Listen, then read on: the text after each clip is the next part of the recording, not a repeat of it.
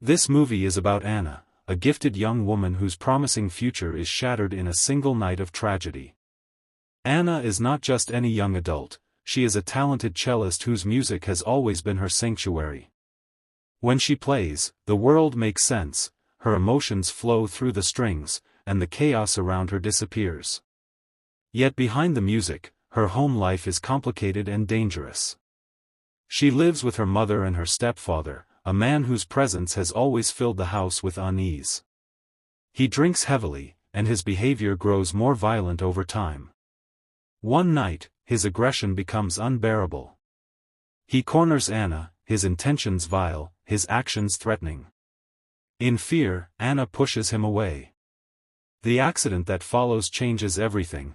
Her stepfather falls and dies from the blow. It was an act of survival, but the authorities do not see it that way.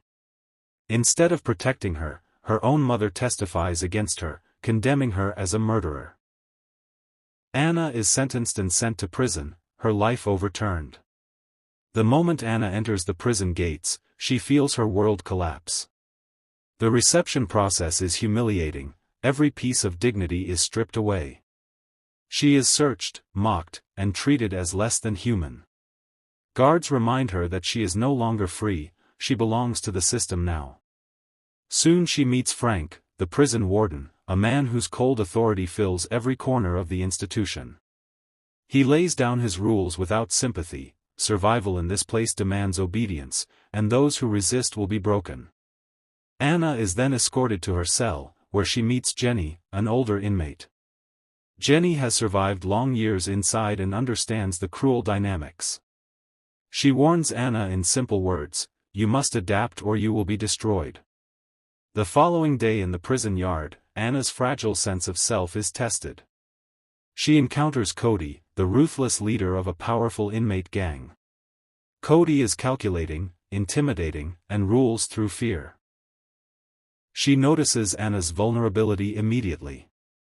She offers Anna a chance to join her group in exchange for protection. Still clinging to her independence and dignity, Anna refuses. At lunch Cody repeats her offer, but Anna once again declines. Cody's patience ends. Later, Anna is ambushed by Cody's crew, beaten mercilessly, and left with the chilling warning, "Without us, you won't last a week." Bruised and terrified, Anna lands in the infirmary. Guards press her for names, but Anna remains silent, fearing worse retaliation if she betrays her attackers. Her silence only deepens her isolation. Frank sees opportunity in Anna's weakness. He approaches with a chilling bargain: life can be easier if she submits to him. Anna rejects the offer, horrified. Jenny tells her quietly that this is how the prison works: power flows through fear, and those who resist are crushed. Anna insists on keeping her dignity, but her resistance comes at a heavy cost. Guards treat her harshly, punishing her at every turn. Soon, the rivalries inside the prison pull her in deeper. Prison life is a battlefield divided by gangs, races, and alliances. There is no middle ground. Anna realizes that without support, she is utterly exposed. Reluctantly, she decides to join Cody's gang. To prove her loyalty, she is forced into a violent confrontation. Though hesitant, she fights fiercely, unleashing a side of herself she never wanted to reveal. Her determination impresses Cody's crew, but the guards respond with cruelty. Anna is thrown into solitary confinement. Days in the pitch-black cell gnaw at her sanity. Alone with her thoughts, she feels the walls closing in. Despair nearly consumes her. When Frank visits her in isolation, his threat sharpens. He repeats his offer: submit, and her suffering will ease. Each refusal brings further punishment, extra duties, longer confinements, deliberate harassment. Exhausted, broken down, and desperate for relief, Anna reluctantly yields. In exchange, Frank offers her temporary safety. Yet every moment of this arrangement poisons her spirit. She feels hollow, her dignity stolen, her humanity stripped away. Cody's group now considers her one of their own. They mark her with a tattoo, a symbol of belonging she never truly wanted. Drugs become part of the gang culture, and Anna is pressured into trying them. At first the substances blur the pain, offering fleeting comfort. But slowly, they take control of her. She falls into addiction, her emotions swinging wildly between numbness and rage. Jenny notices the change and pleads with her to stop before it destroys her. But Anna pulls away, ashamed of her weakness and unwilling to let anyone see how lost she feels. Life behind bars grows darker. Rival gangs clash more violently, fights break out, and punishments become harsher. The corruption of the guards feeds the chaos.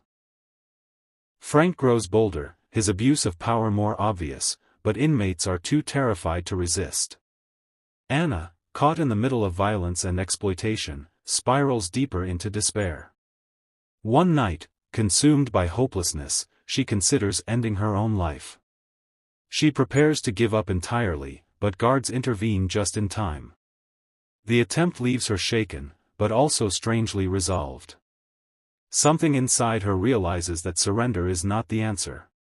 It is then that Anna discovers a new strategy. If she cannot fight with strength, she will fight with truth. She secretly obtains a recording device smuggled into the prison. Every encounter with Frank becomes an opportunity to collect evidence. His threats, his exploitation, his corruption, all of it is captured. The risk is immense, discovery would mean certain punishment or even death. Yet determination steals her courage. For the first time in years, Anna has a sense of purpose. Her plan reaches its turning point during a rare event. A prison talent showcase. The administrators, eager to present a facade of rehabilitation, allow inmates to perform. Anna is given a cello. As she draws the bow across the strings, the room falls silent. Her music is haunting, filled with sorrow, but also hope. For a moment, every listener, prisoner, guard, and visitor alike, is reminded of the humanity that survives even within walls of cruelty. Tears well in the eyes of some, silence grips the crowd. Anna herself feels reborn, even if only for those few minutes. But afterward, Frank approaches, seeking once more to exploit her. This time, every word he utters is recorded. His own arrogance becomes his downfall. The final confrontation arrives when Anna is called before officials and court representatives. Calmly but firmly, she presents her evidence. She plays back Frank's recorded threats and manipulations. His voice fills the room, undeniable proof of his corruption. The reaction is immediate: shock, outrage, disbelief.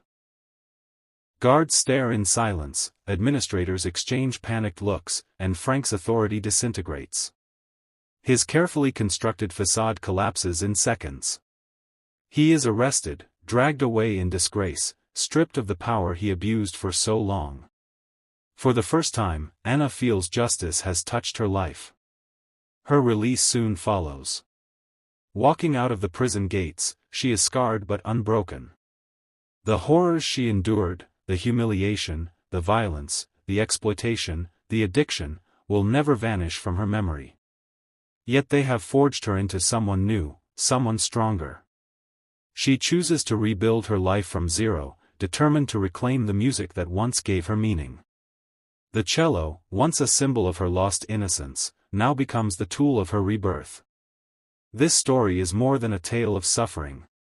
It is about resilience in the face of cruelty, about courage in the face of oppression, and about justice emerging even from the darkest corners of corruption. Anna's journey proves that even when every freedom is stripped away, dignity can still be reclaimed. Even when surrounded by despair, hope can still ignite. Friends, subscribe for more movie recaps.